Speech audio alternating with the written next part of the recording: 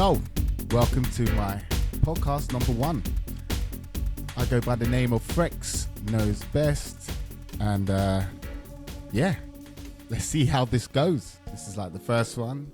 It was supposed to happen. I feel like I've been thinking about doing something like this for a while, and anyone who knows me knows that I love to talk, and I love conversations, and I want this podcast to be a discussion between, well, first of all, myself, which I'm going to share with you with this podcast today, and conversations with friends, colleagues, other musicians out there in the world, and performers, DJs, agencies, whoever wants to have a conversation, really. I think we're in a unique time, especially for us musicians. There's after COVID, there was a lot what kind of burst into the scene. A lot of gigs come to the surface, new ideas with brunches and so on. So I feel like there'll be some great conversations. You get some behind the scenes of what goes on with us as musicians, and hopefully some great stories. So I look forward to it. I grew up in northwest London in an area called Pinner. I moved there when I was 5, so that's when I can just about, I suppose, have the first kind of memories. Anything earlier on, it was all a bit blur, but I was 6 years old, moved to this estate called Grove Avenue, and to be honest, it was probably like the best time. As I couldn't have asked for any more when I was growing up. It was like the best time for me. All parents had eyes on the kids when they were playing out in this kind of like it was kind of like a obviously estate, so everyone's in. You got the tower flats, and you got the big grassy areas where we used to play football, British Bulldog, water fights. It was like great times. Summer holidays, oh my god, summer holidays were something where it felt like when you're younger, you maximized every minute and hour of that summer holiday. So I'll probably get woken up by my friend Jay. Shout out to Jay. And it'll be about 6:30 in the morning, 7, he'll be knocking on my door. Then we'll go and knock for the other entourage, and there'll be a whole group of us, and then we're working out what mischiefness we can get up to for that day. And then we'll get up to all antics, a lot of fun. I'll probably share a lot more in details in other videos. But by the time we knew it was time to go home, because by the time you hear that call from mum, it'll be Ruben or Haley or whoever's name, and the sun's going down, you know it's time to go in. And normally in the summer holiday, that was a long day because the sun didn't go down to about 9:30. So we used to max out the day. It was great times. 6 weeks holiday. Amazing. So my family background. So my mum is from Barbados.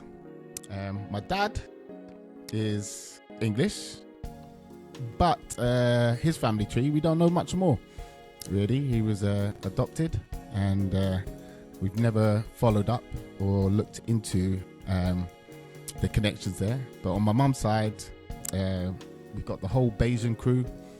I've been to Barbados once, which is shameful. I need to go there again, because another story of mine, I have lived in the Caribbean, but I didn't visit Barbados. I went everywhere else. But that will be to follow. My first memory with music. Well, my family. I remember the family parties. Uncles, obviously my mum, her sister, and friends. Everyone would be just dancing, laughing, vibing. Me and my cousins would be sitting on the sofa or there just watching all the moves coming out. Uncles showing that they still got the moves, because we got a lot of talented people in my family on the music front, whether it be coming through singers, dancers, performers. We got a lot of performers. We got a lot of big characters. We are the Chandlers. So when you're a Chandler, you do have to represent. So, and then for myself personally, on an instrument level, my first encounter with music was the recorder. And I remember at school really wanted to play one. It was I don't think it had a name. Let's have a recorder. It wasn't like a particular make. But I just remember, like, it's not the greatest sound, if I'll be honest. It was not the greatest sound at all. But I remember learning from this book, I'm not sure if many other people remember, called Abracadabra. I'll definitely be showing my age through that bit of information. But yeah, it was definitely the starting block to my musical journey. Why did I choose the saxophone? If I be straight up with you, it was just the sound, number one. The sound just caught me like a siren. From one of those Greek mythologies, I was hypnotized, I was entranced. And then when I had a toy one, the silver saxophone, and I remember thinking, yeah, one day I want to get a real one. And it just looked complicated, and I just love puzzles. So it's just something I wanted to work out. And at school, I just wasn't feeling playing the violin, cello, which was the first choices. I think there was other ones with clarinet, trumpet, but I think I was at middle school, which had been at the age of 9, 10, when they gave me that option. But if I'll be straight up with you, I didn't pass my first audition for the sax. Or some of my friends in the class did, and it punished me for years, or not years, a year, just watching them for like months, just going back and forth, going to the lesson, and I had to sit in the class. And all I was thinking, like, next year around, I'm definitely getting in. And so I did. So yeah, that's why I chose the saxophone, and ever since then it's been a part of me. Music school was a game changer for me. When I was in high school, like I just didn't belong to any crews. I didn't belong to any groups. I mean, you had your friends which you came up from middle school, but I didn't belong to any certain crowds or anything like that. I didn't know where I belonged. I didn't really felt like I fitted in. But don't get me wrong, I wasn't a loner, far from it. But I was just one of those, I could just float around from group to group. But when I went to music school, it just felt like there was people which I could share something in common with on the page. And some of my besties and some of my long-term friends have all come from music school. So that has been that's been a big change in my life, and it did change a lot in my life. And it was just an amazing experience. And music school, you've got different, when you join there, you start off as, you've got different stages. You progress through the different bands. You start off as junior band, and then you end up in this orchestra called Symphonic Winds. As one of them, there was two. There's another one called Philharmonic Orchestra. Music school was based in Howard School of Young Musicians, so it's in Hatchend area.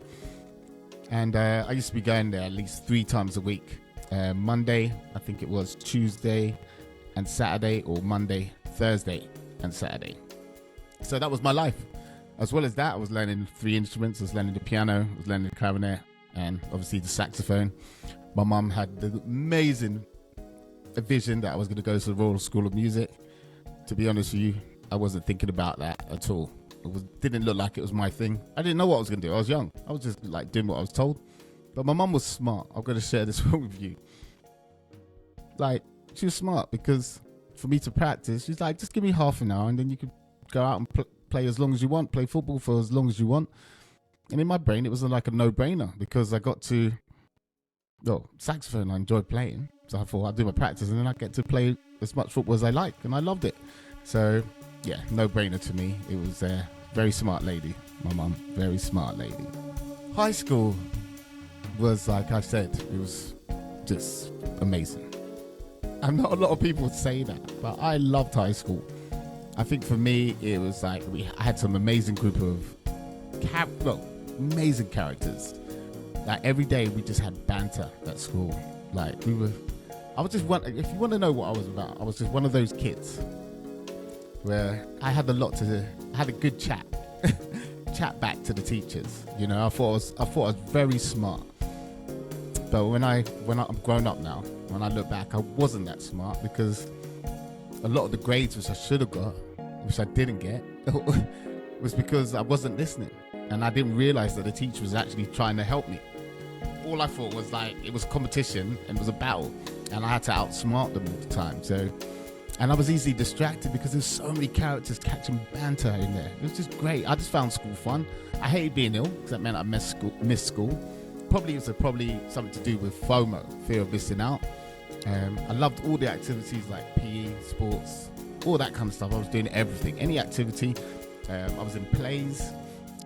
We used to have this thing called the Christmas entertainments. I used to be always involved with that. Man, it's just, there was always something going on at school. It's just, for me, it was fun. And then obviously walking to school, or getting the bus to school, you meet up with all your mates, whether it be at McDonald's and jump on the bus.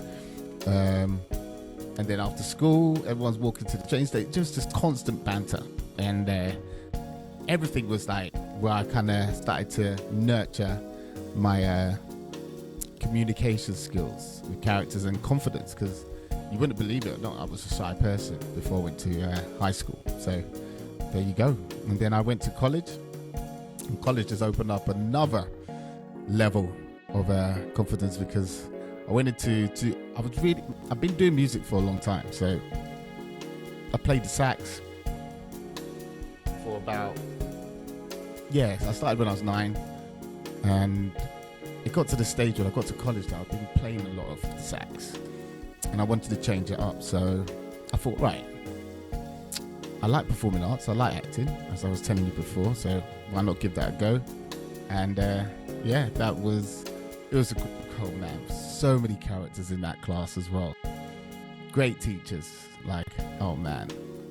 Yeah, we had some great teachers there. And great, then obviously I met one of my besties, shout out to Nikki, was meeting her at Stanmore College, and that was and we're still besties now. We've got father to her children, and so many great memories.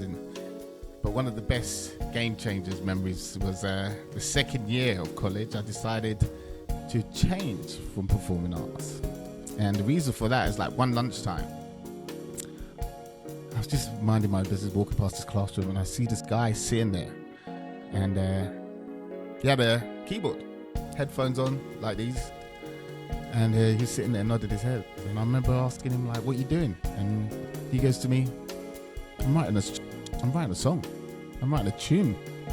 I said, what do you mean? Now back then, for anyone who's listening, who's really young, that was unheard of, that you could be there in front of a computer writing a song. So it blew my mind. I got the headphones off him, so I was listening to it, and I said, hold up, you've done the drums, you've done the bass, you've done the synth, all the keys and everything I'm hearing has come from this keyboard. And he's like, yeah.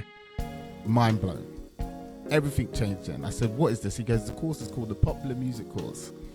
So went straight back, said, I'm joining this course. Joined the course the following year, and man, probably out of all my education, that was the best time for me. That was just wow. It's like you're going into class and all you're doing is making tunes. I mean, come on. It was just ideal. It was perfect. I wake up in the morning thinking, yeah, I'm going to go make some tunes. But also, I'm going to share this with you guys, because, this is all about sharing is caring. Like, my lot used to love smoking and getting high, but I don't recommend that to any youths listening to this, So I'm covering my tracks here. But anyway, so you just go in there, everyone's high, and we're writing tunes. And it was just a great day. The teacher would come in and go, right, everyone, sit by your computer, write me a song and walk out. It was great. And I think after that, I just knew that I wanted to get into writing music and producing. So when I started producing, and it was all down thanks to mum and dad, like they had some money put aside for me for university. I kind of convinced them, like, I know what I want to do. And I know it's difficult for people to understand that somebody that young knew what he wanted to do. But I just had this thing with music. I just knew this is my path. And when I discovered that I can produce and have a setup, and I asked my mum to say, look, that money for uni, can I just use it to build up my first bit of the studio? And back then it was like this, I never had a PC. So I got a whole PC set up with a sound card built in to the drive, and a keyboard. And that was set up. And back then that cost about $2,000. And you look at what you could get now for that. It's just, you could get a proper studio set up, speakers, the works. Back then, you just got the basic setup, and I was so happy with that setup. It was just, I remember that feeling. I remember at first, it was like I had all these manuals out on the floor, and I was thinking, what am I going to do? How do I put this all together? So, yeah, I remember bit by bit, a good friend of mine, Gav, helped me a lot with kind of like panicking, because with a PC, the blue screen would come up. I'll be like, dude, what does this mean? Panic. But yeah, it got me through that. And yeah, then I just started to write music, and man, it hasn't stopped.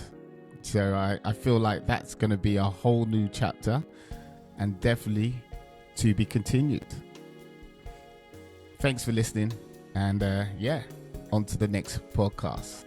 I'll speak to you very soon.